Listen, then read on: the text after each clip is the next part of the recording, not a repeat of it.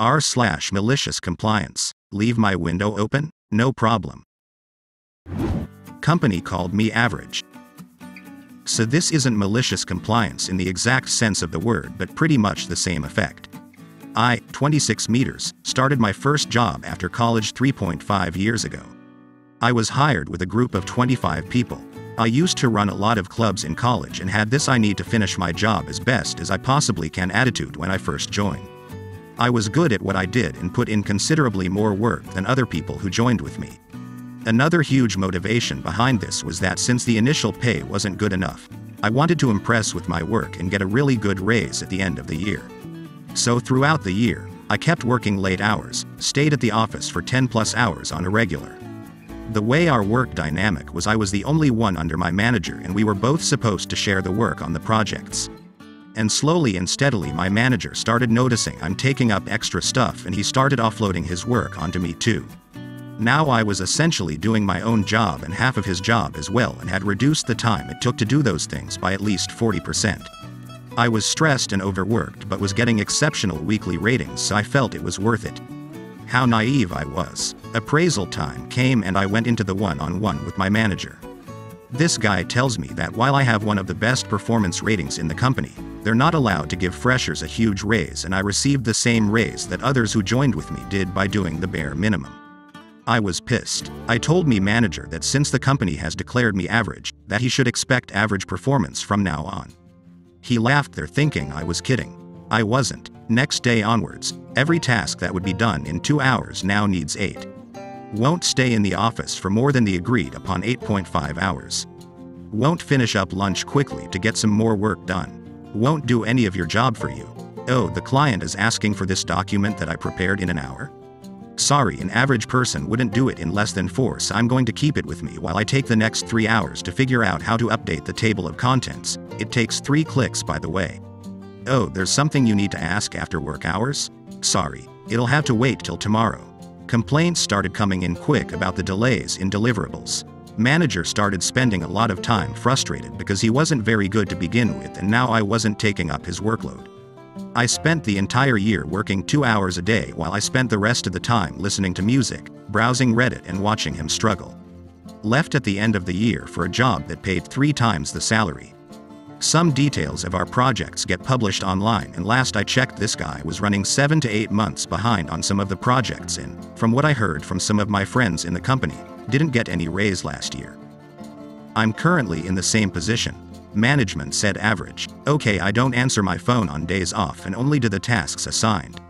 Find a different job if you can. Honestly, it's been the best way to raise my salary.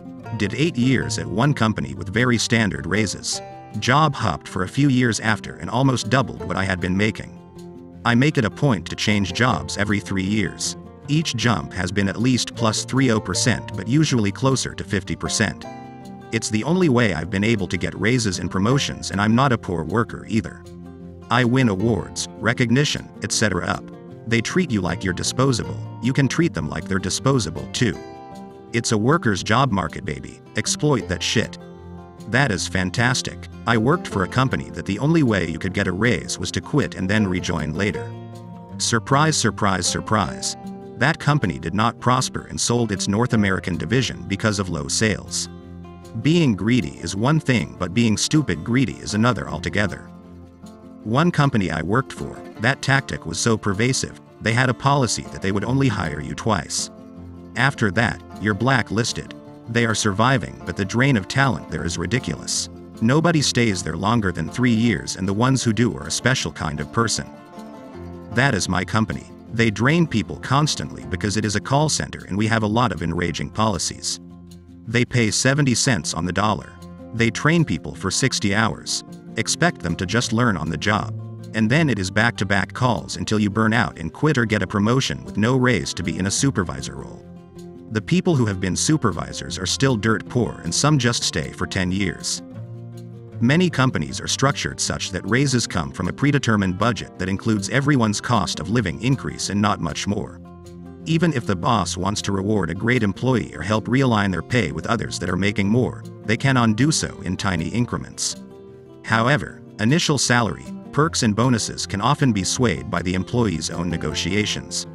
It's a pretty screwed up system that HR usually enforces with an iron fist. This is why I left my previous job. I was told I was doing work equivalent to 2 pay grades higher, junior dev working in line with our 2 senior devs. Praise from everyone around me. I was told during our 6-month review that I was for sure in line to get a promotion at the yearly review. Come to review time and I got a 1.5% pay raise and told that if I keep it up I might be up for promotion the next year. I had a disappointed look on my face, so my boss tried to reassure me by telling me not to worry. Everyone on the team only got 1.5%, even the 2 people that were written up for not doing work. I decided then and there to find a new job. 40% raise, and in my exit interview I told them why I was leaving and that I've heard talks that others on the team were thinking the same. The one guy that deserved it more than me got a promotion the following week, and he told me he was told that they didn't want him to leave too. Employers will always take advantage of you and hang the promotion out in front of you like a carrot. If you hear, "You're doing great work, next year you'll for sure get the promotion, it's time to move on." 8 is a great number. I'm hourly and got an $8 an hour raise by switching companies. It seems the more they pay, the more invested they are in the company and their success. I understand and also don't understand why companies work this way. If you have someone in your organization that already works well, knows everyone and knows the corporate culture of your organization, common sense, this could be the issue, says it would be much easier to promote from within. Also, from knowing several people over the years, including myself, they oftentimes lowball the pay and/or benefits for the people they are promoting internally. Outside hires and promotions are usually hired at higher salaries, and there are onboarding costs as well. I understand they may bring in outside information from their former employer, which can be devastating if it is a small, highly competitive market, but even then, the need to retain these people so your competitor doesn't gain an edge. It just seems very short-sighted, all the time, and I am just wondering what metric business is using to make these decisions that seem to constantly bite them in the ass. Penny wise, pound foolish is, I believe, the appropriate descriptor for these companies. The grass is green where you water it. Not under American capitalism, homie. With our lack of labor laws, labor rights and unions, you should only ever work at a company long enough to get the experience, then leave for a better company using the experience to get better pay or benefits. Companies nowadays will never give you raises for doing well. Why pay for the whole cow when you get the milk for free? Never do anything other than what you're paid to do, during the time you're paid to do it. Unless you get benefits from doing so. Yep, the grass is green thanks to the bullshit. After I took a 4-day weekend, Thursday through Sunday, to finally put the remains recovered from a Korean War-era Air Force plane crash to rest in Arlington, then returned to be chewed out and then fired for not answering my phone during the approved time off, I lost any illusions of returned loyalty in American business. I go for about 10% above average now. It's a pace I can keep up easily, but still be good enough for raises. The real trick is being good enough to be promoted or get performance raises, but not so good your manager thinks you are after their job and nukes you. Been a victim of that many times, no matter how many times I say I don't want to manage people. I like computers. Try make sense. Do what you tell them, and it's garbage in, garbage out. Humans are full of all kinds of squishy things, illogical and unexpected connections, and more often than not, are garbage in, good out, or the reverse. There's a great story online about a welder who saw an ad for a welding job that paid $18 to $28 per hour. When he applied for the job, they asked him to turn in an example of his welding. Well, he goes and turns in 2 examples instead of 1. The first is an ugly misshapen mess of a weld that, while technically held together, is utterly unsuitable for professional level work. The second example, on the other hand, is an absolutely beautiful, smooth, even seam, perfectly joining 2 pieces of metal with the minimum amount of flux necessary. The hiring manager, of course, asks him what the deal is with these 2 examples. He points to the misshapen weld and says, "That's an $18 weld." He then points to the beautiful weld and says, "That's a $28 weld." Moral of the story? As an employer, you get what you're willing to pay for. Absolutely. Sadly, most managers want to pay for a Honda and want a Bugatti in return. I saw this amazing job ad someone had posted where they listed every programming language they could find on Google as a requirement, a master's degree and 5 years of professional experience, and were willing to pay what you'd expect a first-year bachelor's student to be paid. I responded to the ad with 2 pages full of HAHAHAHAHA as my resume. Yup, I can't tell you how often I see that in my industry. I work in tech. Companies want to hire people with 5+ years of experience and expert-level skills for $25,000 per year. Occasionally you'll get amusing requirements though, like 5+ years experience with Windows Server 2019, and just wonder what people were thinking. My psychologist told me years ago to never be the best in your workplace. It makes your coworkers dislike you and your supervisors, managers take advantage of you by delegating the work your slacker coworkers won't do. Then when you slow down, you're labeled as lazy and no longer wanted. Pace yourself with the pack. I busted my ass for the first few years of teaching, and those that did nothing got paid the same. I'm now doing the same amount as them and still get the same amount of appreciation. In the end, we are all just numbers. Well, in teaching, part of that is learning efficiency. I taught for 8 years. The first year I probably spent 6 hours a week writing lesson plans. The 8th year less than an hour. The details were no less the 8th than the first, but the practice made it easier. Same thing with grading, etc. Another former teacher here. Back when I was in high school, I had a super lazy teacher. She had the exact same lesson plans every year. Exact same homework. Exact same tests. Everything. A lot of it was just busywork, so I copied answers from my friend's homework from the previous year lol. After working for the same district, I can see why she did that lol. Had a situation like this at my last real job before going self-employed. Did tech support at a company that promised me they'd be creating a tier 2 support position in the next few months and it would go to me once I was up to speed. Fast forward a year and a half and I'd earned the trust of all the dev teams and was doing lots of coding fixes that the regular support people couldn't do. That job never materialized, but they kept promising. My boss's office was right next to my cube. One day I overheard her talking to someone about how it would be at least 6 more months, if ever, that they officially promoted me because that place was a dumpster fire and they couldn't afford to take me off of low-level bullshit.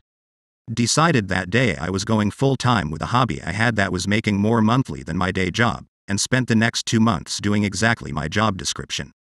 Then I handed in my notice when my boss pulled me in to discuss my decreased performance and bad attitude with management that resulted from having 0 fricks to give. Spent the next 2 months doing exactly my job description. Then I handed in my notice when my boss pulled me in to discuss my decreased performance and bad attitude with management that resulted from having 0 fricks to give. This gives me a massive stiffy.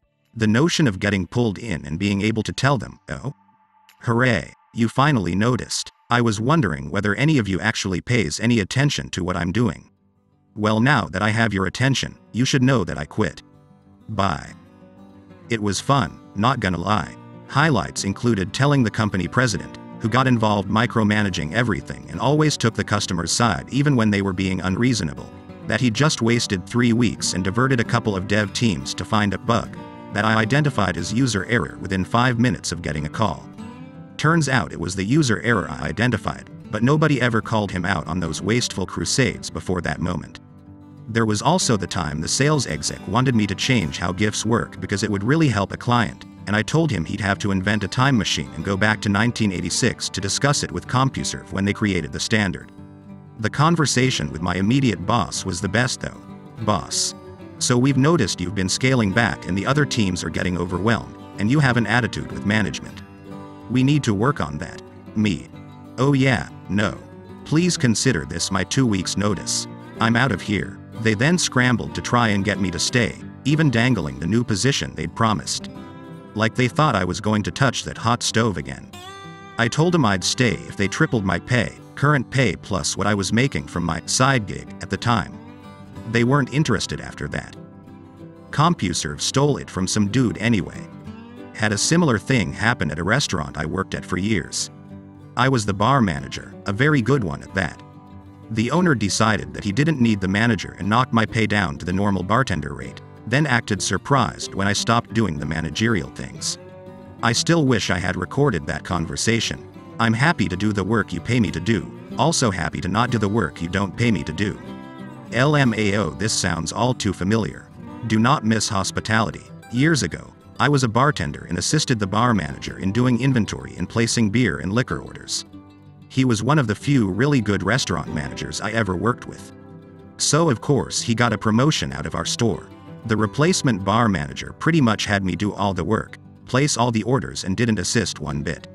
Since they weren't giving me his salary, I put in my notice and was gone in 3 weeks. I heard later he was not a happy camper having to learn how to do it all on his own. British Aerospace, BAES, had a performance scheme where our salary varied between 80 to 120% of average for your grade, and you got pay rises depending on your annual appraisal and where your current salary sat between the 80 to 120%. I got promoted into my new grade and my salary sat at 80%. Fair enough. Then I got given a job that should have been done by another grade higher. My time to shine, and I worked my socks off. It showed because I got graded at my next appraisal. Grade A and sat at 80%. Woohoo! Here come the big bucks. Then I got my pay rise. A 3% raise that everyone got, plus a 2% performance raise.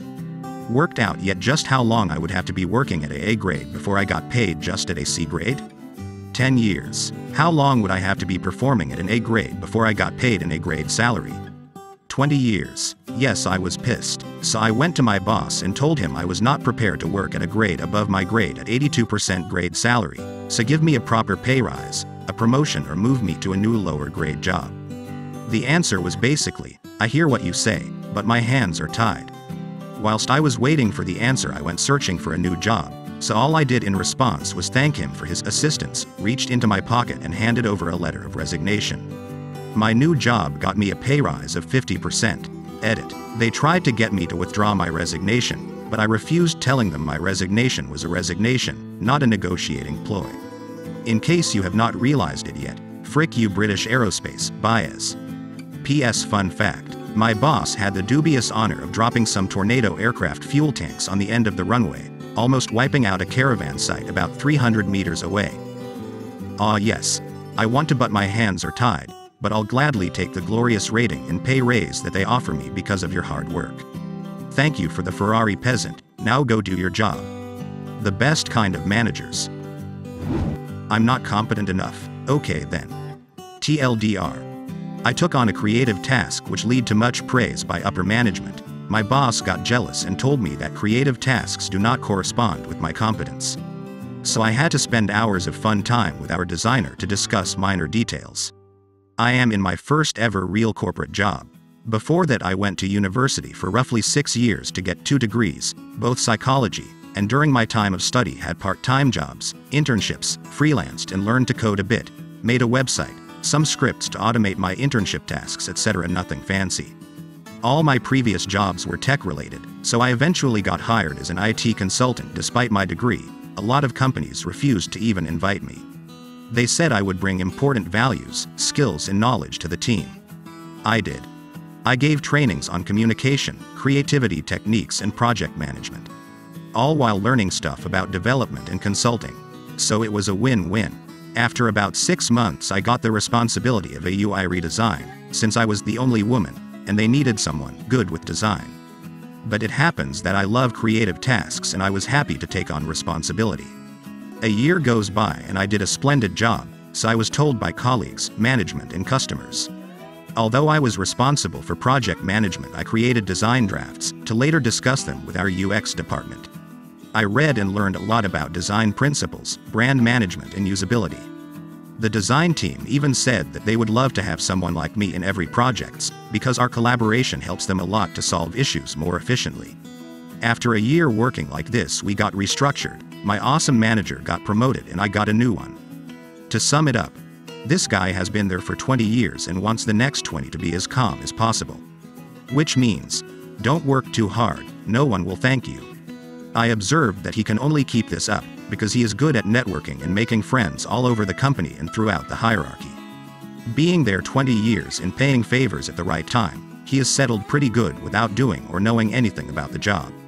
After a few months, a customer comes to me with a request for a new feature and a really simple mock-up of the new UI. I tell them that we have to get the okay from our UX dev before it goes to development, but it shouldn't take long. To save time for the UX and devs, I made the mock-up look better. Well, it was just one screen and didn't take me more than 15 minutes.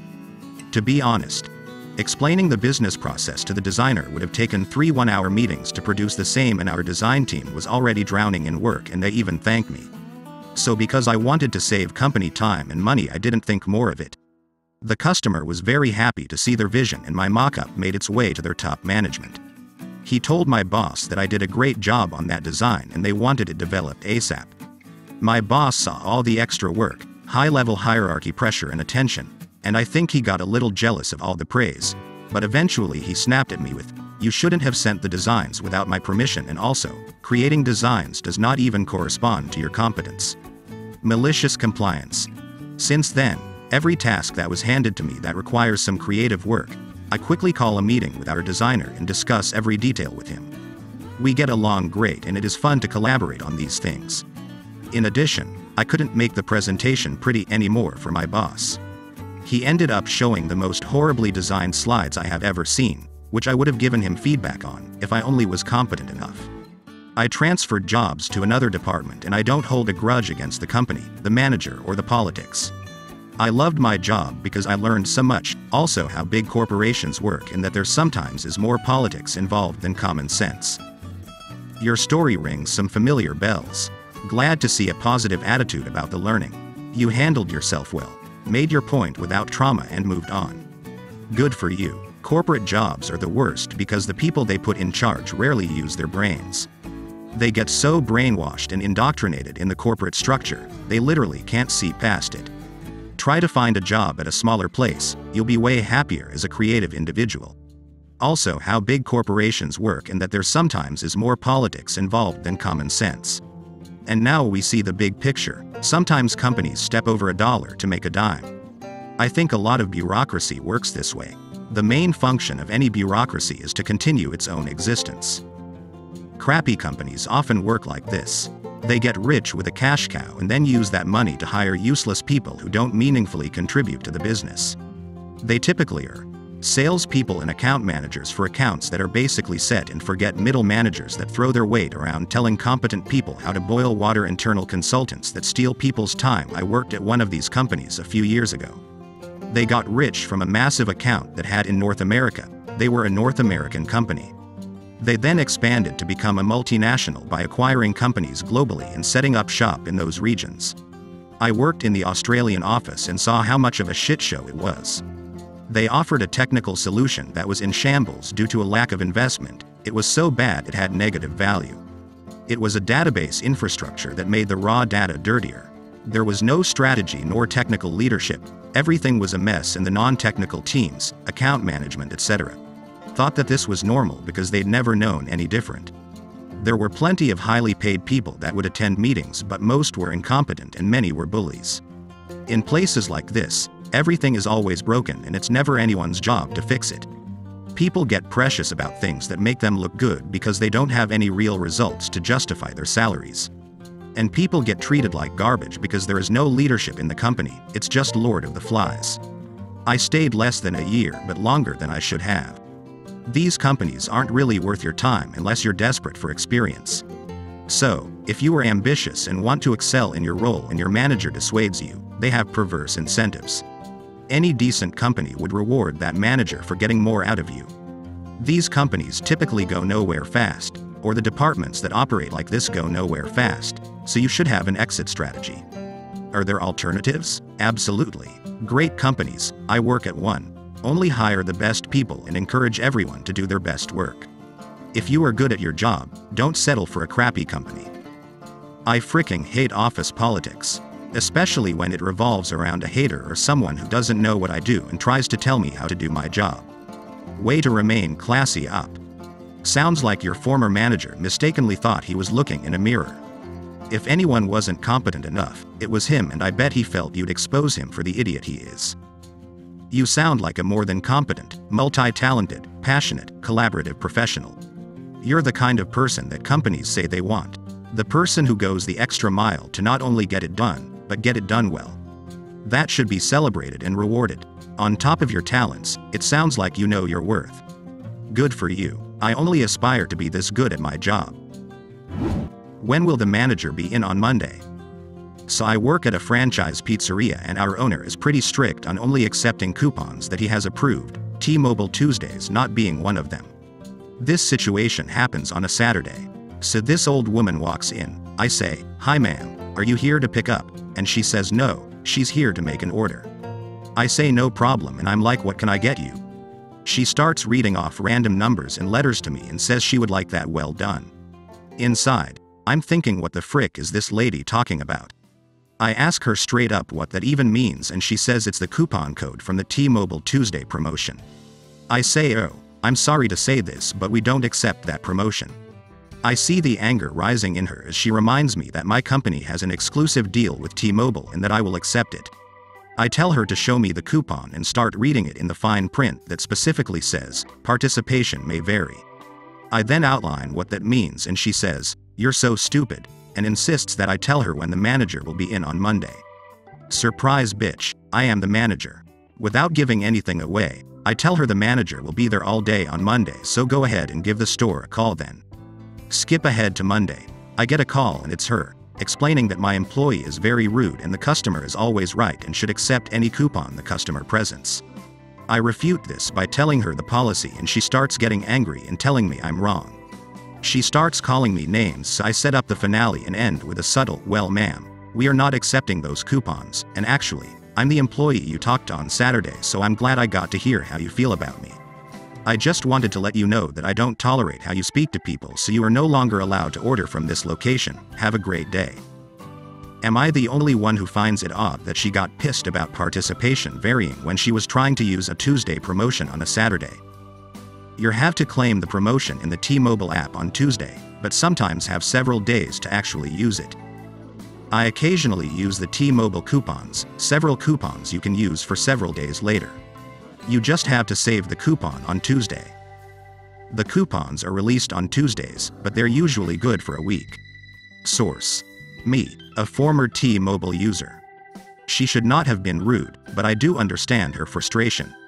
I have also tried to use those T-Mobile coupons when told participation may vary. It totally sucks after you've already driven there, precisely for the reason of using your coupon. That said, it's usually not the person behind the counter who made that decision. Yes, but after the first bad experience, why not give a damn call to the store before starting your trip? Could save so much frustration and stress for everyone involved. I've pretty much just stopped using their coupons. Good decision. My reply wasn't aimed at you though. Bought at the Karen in the story, smiley face. She's singular brain cell stopped working that day, I guess. If I managed a shitty pizza chain store, I would probably relish my tiny bit of power in telling a rude customer that they are no longer a customer. I would still want to kill myself every day, but at least I would have that small victory. It's not about the power. It's about that most of my employees are high school kids. They don't need to deal with rude-ass people yelling at them and can't fight back because they are afraid of losing their jobs. If I hadn't got in the front that day, a 16-year-old would have, and she would have felt more powerful against a kid rather than an adult. How I got a dangerous workshop repaired. Sorry, it's a long one. I like to ramble and it's technically a 2-for-1. So I know what people are going to say. If it was dangerous, why not just report it to health and safety? And my answer is that I am thick as mince, plus I've seen how they butchered the workshop of another department, putting insane safety measure in place that do little to actually protect people and mostly just get in the way. The safety person is only technically qualified, meaning they're an office worker that went on a course about it once. Go figure. So the situation was, I was working in a machining workshop, mill, lathe, surface grinder, etc. And it's old and worn out. Everything needs maintenance, but either management don't give us the time, it needs new parts that management won't buy, or it needs a proper service from a professional that management won't get in. Then someone in health and safety asks about safety checks, which the manager in charge sheepishly mentions there are none, officially at least. We have the sense to do them anyway, and so weekly safety checks are put in place. More paperwork, boo, but I don't mind. Knowing this manager, he expects them done like all other safety checks in the factory. Unless it's going to kill someone, sign to say it's okay anyway and let him know so it can be fixed later. That way the machines don't get stopped constantly. But I realize the potential. Want me to do the checks? Sure. I'll do the checks perfectly. Spindle brake on the lathe is worn out. Fail. Locked off. Nobody can use it till it's fixed. No emergency stop on the big drill. Fail. Locked off. Nobody can use it. Plastic housing for the wiring on the mill is broken. Fail. Locked off. Nobody can use it. Etc. Etc. Safe to say, he wasn't happy, but what can he do? It's all recorded on paper and machines in the factory are stopping because they need parts making. Then came the big one. For a while we've noticed machines getting damaged overnight. NIIT Shift shakes fist. But we weren't sure how. All the machines are on key locks and we have the only keys. I come back after break one day and find a machine operator turning on a bench grinder to sharpen a knife. Cue some colorful words about what he thinks he's doing. Why it's wrong. What I'll do to him if he does it again, and I ask how he turned it on. Turns out someone from night shift told him the lock is old and worn out and basically any similar key will work just fine, no matter what the bidding. So I go around to check and sure enough my locker key, the kind everyone in the factory has, turns on every machine. Some even worked with a screwdriver or just using the back end of another key because there was no lock left inside. Fail. Fail. Fail. Fail. Fail. Fail. Everything fails. Whole workshop stopped. If this was a cartoon, the manager's ears would be leaking steam by now. He insists that this doesn't count as a fail because reasons. Then that those locks with keys that control power aren't keyed interlocks and so I don't need to check them before finally just insisting it's okay and I should pass it because he says so. Sure. I said. Just put it in writing that it's you saying it's okay, not me. Sure, backed down quick. Then a day or so later new locks turned up and were fitted and the problem of overnight broken equipment went away. In the end, the manager got an earful from his bosses about production delays and another from health and safety when they found out these issues had been reported for a long time without anything done about them. In all, though, he got away pretty clean besides the bruised ego. And that's how the workshop went from old, crappy and dangerous to just old and slightly less crappy. In case anyone was wondering, management only cares about your safety until it's inconvenient or costly to care. Then they have to be forced to care. No one cares about your safety more than you. I kid you not, the safety check sheets talk about how they're important because if they're not done people can get seriously hurt which could stop or slow production. It's on the fricking sheet. As a former safety communications pro, JFC, I see stuff like this and I want to scream. Seems sensible.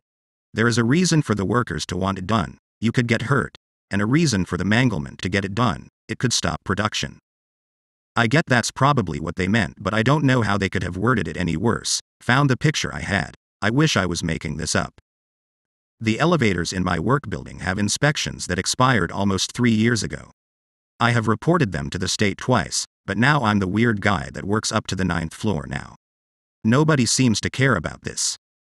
That's interesting. I work for my state and our prison system is a maintenance mechanic. Any correctional facility with an elevator, and there are 3, get inspections every 6 months. Even the building that is empty and unfit for use. But it has a lift, so it gets inspected. There was a story I think on Reddit of a company that let one of their elevator inspections lapse during a slow time. Forget if it was COVID. When they went to get it back inspected, it cost a boatload since it wasn't just a renewal. Yep, it always is less invasive and cheaper to maintain a cert than to lose it and gain it back. I loved working for a small business in VA, USA. I got into a fight with a 5-horsepower grinder and reshaped some of my metacarpal bones. They covered the workman's comp for the hospital and I was able to negotiate with them on my lost pay. They agreed to pay me 40 hours instead of making an insurance claim where we both lose a bunch of money. They also thanked us with gift cards if they saw us really trying to crank out the production. Edit. They also put me in charge of waste materials and I was allowed to take some of the scrap home that our customer didn't want back. I sold Inconel Swarf for $3 per lb. The biggest haul was $3,400. I worked at a tool and die shop where the founder of the company, German guy in his 80s who was semi-retired and would putter around the shop, would do anything really dangerous. He figured he was already old, so if he died it wasn't as big a deal. I once saw him set up an extension ladder at full extension on top of a wheeled die cart to get up to the 30-feet ceiling and fix a loose wire in a junction box. Sounds like a really good boss. Like really along the lines of family. I can do this nonsense, my kids surely can't. It's nice to see someone who takes on responsibility for their employees. I work in a small workshop where safety measures are safety recommendations. The boss is pretty cheapskate, so we work with the machines till they are able to work, then we patchwork them to do some more unprecise jobs. However, once a machine is too crappy to do meaningful work or too dangerous, we just mess it up to the point that only a pile of scrap is left of it, and the boss cannot tell us to fix it, so he buys a new, cheap one. I'm pretty sure that boss never took a single economics class. The amount of money he is losing that way is actually amazing. That reminds me of when I worked, temp job, for a travel trailer manufacturer. Somehow I got stuck in the welding department, though I had zero experience.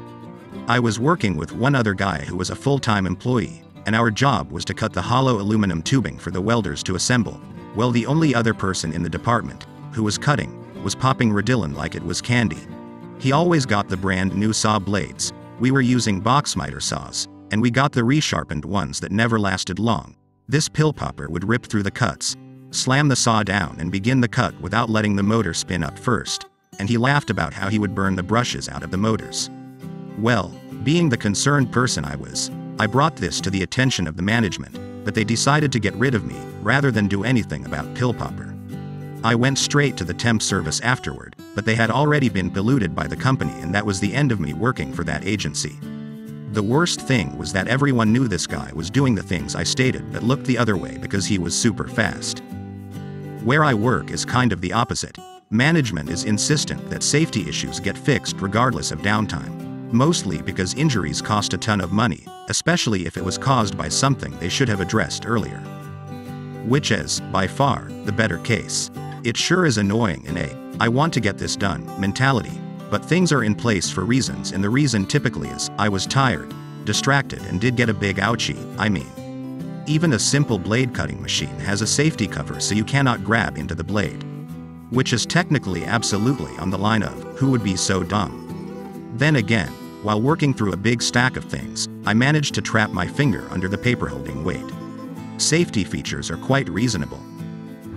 Nice. You have made it to the end already. Thank you for watching. If you aren't already subscribed, please do so, as there will be more videos like this in the near future.